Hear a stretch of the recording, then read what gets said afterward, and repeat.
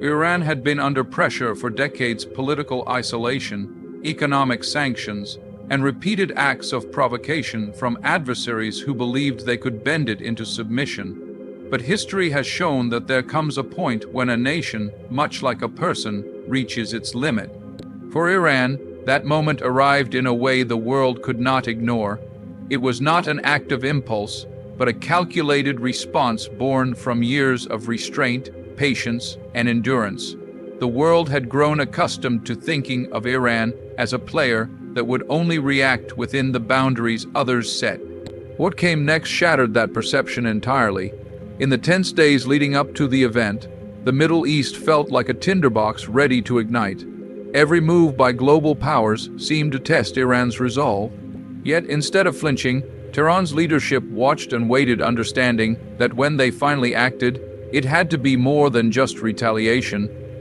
It had to send a message loud enough to be heard in every capital across the world. When the strike came, it was executed with precision and purpose. The operation was not just military in nature, it was political, symbolic, and psychological. The targets were chosen carefully, the timing deliberate. Every missile and every maneuver told the same story. Iran would no longer play by the rules written by others. The game had changed, and Iran had just rewritten the playbook.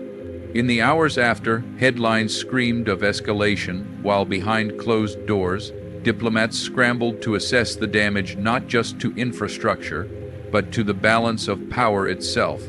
Allies of Iran saw a moment of pride and defiance. Adversaries saw a line crossed that could not be uncrossed. This was not just about defending borders or avenging past wrongs. It was about redefining Iran's place in the world. By striking the way it did, Iran proved that it was not just reacting to events, it was shaping them. And in doing so, it forced the world to reconsider everything it thought it knew about the region's future. This was more than a counterattack.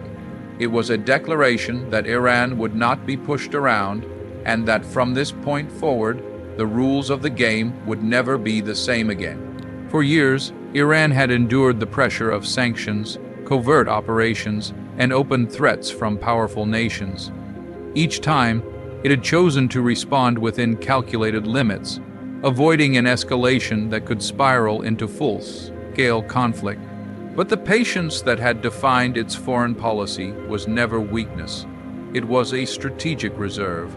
When the moment came, Iran's leaders recognized that the stakes had shifted. It was no longer a matter of absorbing blows and returning to the table. It was about sending a message that could not be misunderstood. That decision was shaped by a long history of challenges.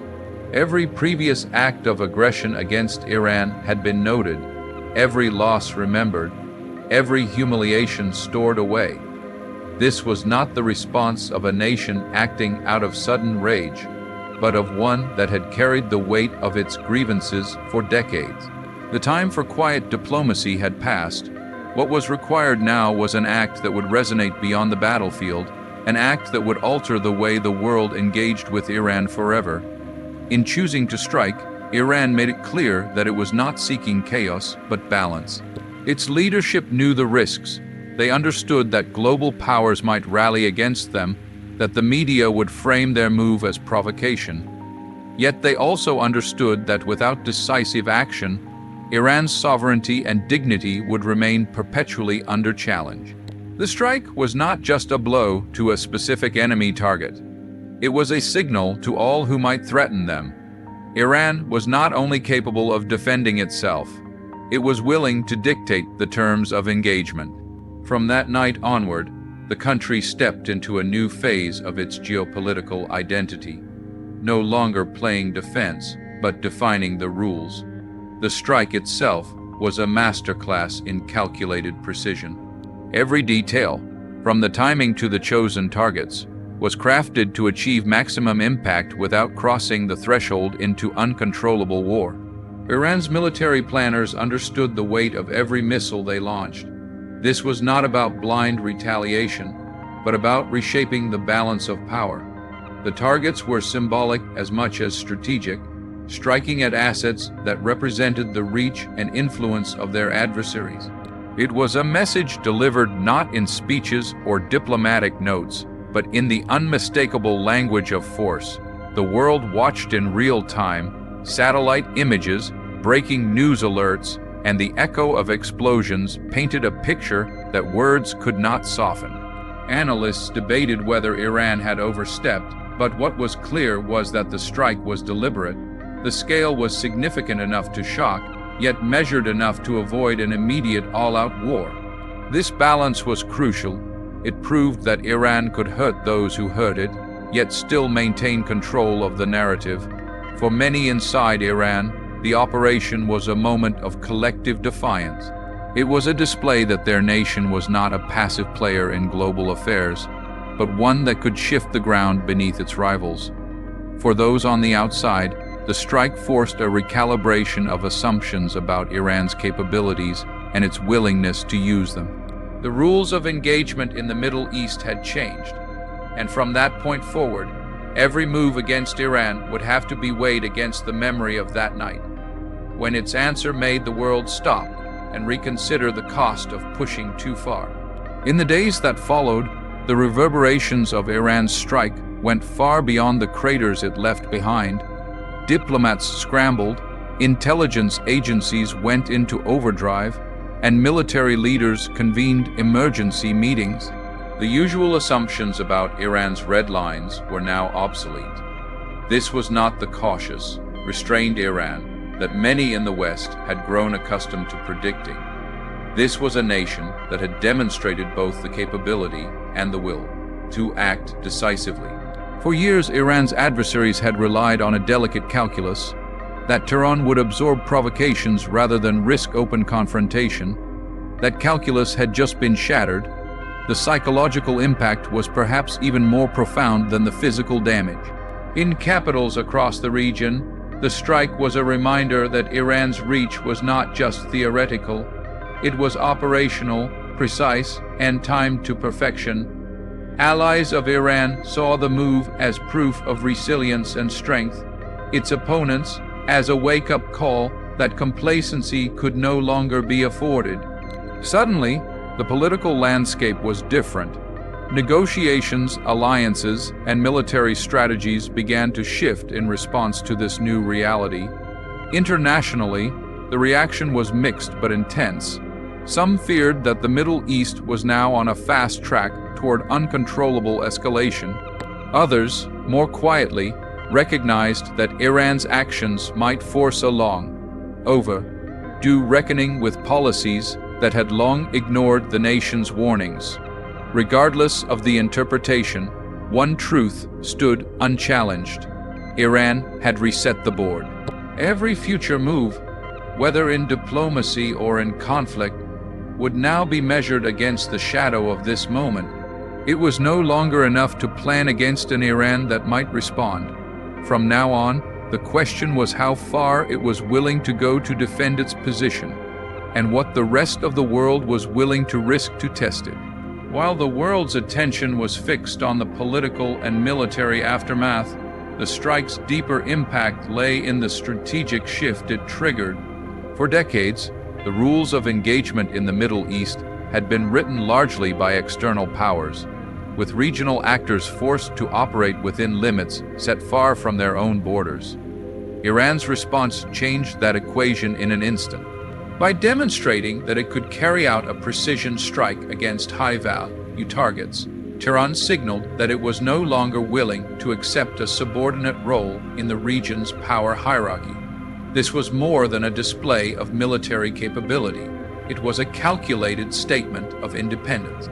The message was clear: Iran would define its own red lines, and any breach of them would be met with consequences on its terms. This altered the way both allies and adversaries approached the country. Regional powers began reassessing their military postures, wondering if old deterrence models were now outdated. Even global superpowers found themselves recalculating the cost of pushing Iran too far. For Iran's leadership, this was not just about retaliation. It was about rewriting the narrative. For years, the country had been portrayed as reactive, constrained, and bound by international pressure. Now, it was proving itself proactive, strategic, and unafraid to challenge those pressures head-on. The strike became a declaration that Iran was prepared to shape the region's future, not just endure it. In the halls of power across the Middle East, there was a growing realization that the rules of the game had indeed shifted. The once unquestioned dominance of certain actors now seemed less certain, and the space for Iran's influence had dramatically expanded. Whether viewed as a dangerous escalation or a bold assertion, one fact was undeniable: nothing would be the same again. In the days following the strike, the ripple effects spread far beyond the immediate battlefield. Political leaders, military analysts, and intelligence agencies across the globe were forced to confront a new reality.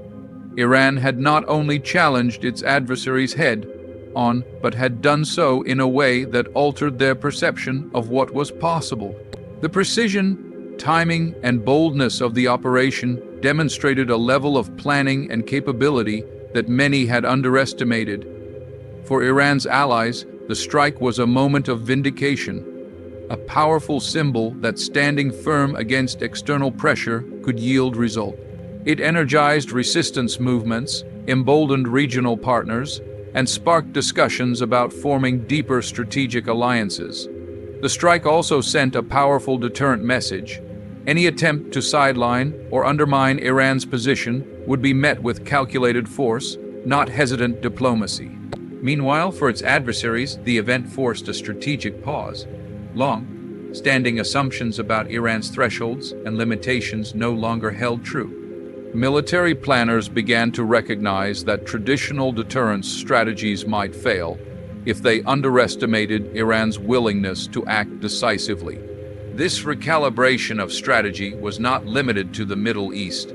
Global powers with interests in the region also had to factor in the possibility of rapid, unexpected escalations.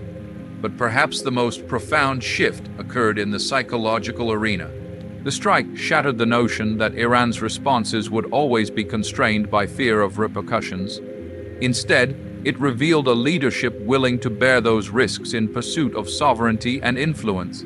It was a calculated gamble, one that, in the eyes of many, had paid off. In the months that followed, every political maneuver and military deployment carried the shadow of that night. The strike had not just answered an act of aggression. It had redefined the terms of engagement for years to come. In the end, the strike became more than just a military response. It became a defining moment in the story of modern geopolitics. It marked the point where Iran openly demonstrated that it would no longer operate within the boundaries set by others. The operation was executed with precision, but its true impact lay in the shift it created in perception and policy, both in the region and beyond. For the people inside Iran, it was a night of mixed emotions, pride in their nation's resolve, yet awareness of the risks that came with such a bold move. Families stayed glued to their televisions, social media feeds exploded with reactions, and in the streets, there was a sense that history had just taken a sharp turn. The strike was not just a statement to foreign powers, it was a message to its own people that the government was prepared to defend its sovereignty at any cost. Internationally, the event forced even Iran's fiercest opponents to reassess their approach. The rules of the game had shifted. The old strategies of pressure and isolation no longer guaranteed compliance. In fact, the strike revealed that such tactics could provoke equally forceful retaliation. This was the night when deterrence stopped being one-sided. The balance of risk had changed, and so had the language of power. Every nation involved in the region now had to think twice before making its next move, knowing that Iran had both the capability and the will to act decisively. In the years to come, historians may look back on this moment as the one when a regional power reshaped the global conversation about strength, sovereignty, and the price of standing one's ground. It was a night that altered the future, and there was no turning back. Some moments in history are not measured in hours or days, but in the way they change the very fabric of the future. This was one of those moments. The night Iran answered back was not simply about missiles, strategy, or retaliation. It was about rewriting the unspoken rules that had governed the region for decades. It was a declaration, not in words, but in action, that sovereignty is not a gift to be granted, but a right to be defended, even when the cost is high. The echoes of that night did not fade when the smoke cleared. They linger in the tense silence of political chambers, in the recalculations of military planners, and in the quiet pride of a people who had witnessed their nation stand tall. The message traveled far beyond borders. Iran would not be pushed, cornered, or diminished. History has a way of remembering such nights, not for the destruction they cause, but for the truths they reveal. And the truth revealed here was simple yet profound. There comes a time when a nation must decide whether to bend or to rise. On that night, Iran chose to rise, and from that choice, the world would never be the same.